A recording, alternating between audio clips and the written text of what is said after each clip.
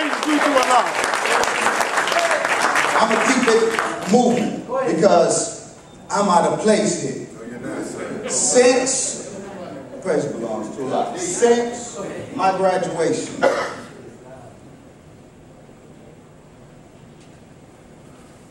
there were those who did not want to sign off on my dissertation, even though they said it was the best dissertation they had seen in the department in 20 years. But they didn't want to sign off on it. But by Allah's grace, it was signed off on. Your name is on it. So, and it's a matter of public record.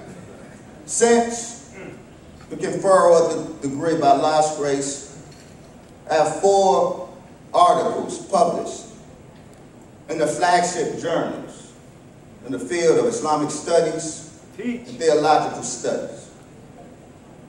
There's 2 of them I would like to briefly talk about.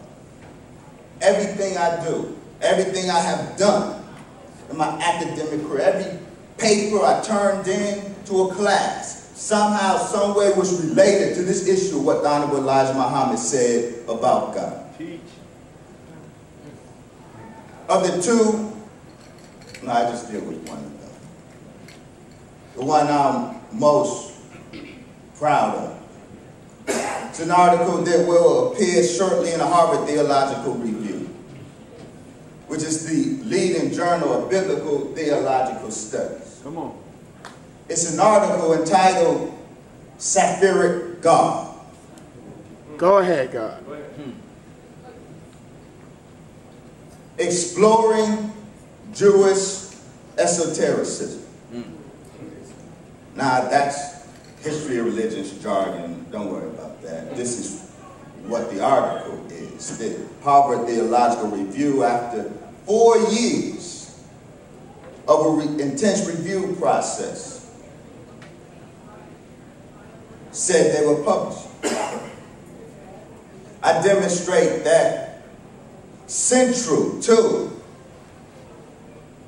Jewish esotericism is a teaching of God, Yahweh, the God of Israel.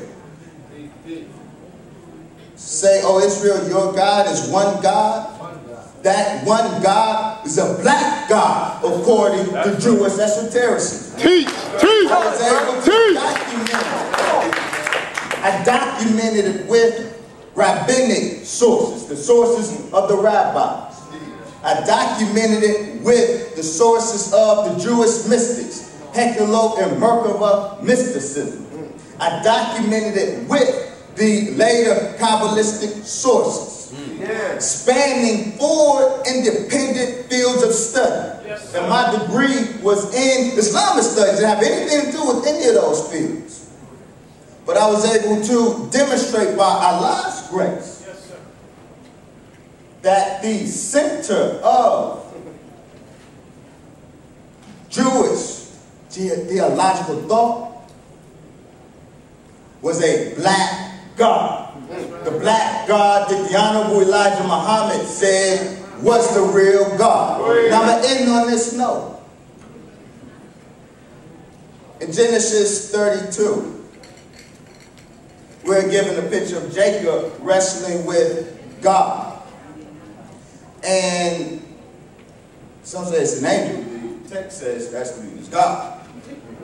And the name is conferred on Jacob, Israel. Come on, son. And the biblical authors provides what's called a folk etymology to fight with God. And so this people, Israel, are those who fight with God. In my article in Harvard Theological Review brought a little clarity to that. They are those who are fighting specifically with the black God. And I say that I understand the whole context of the Honorable Brother Mr. Louis Farrakhan. Battle with the Jews beginning in 1984 or their war with him. I understand it as part of their fight with the black God.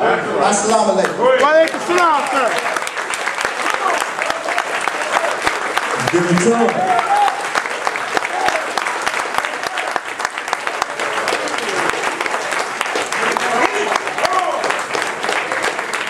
Takbir.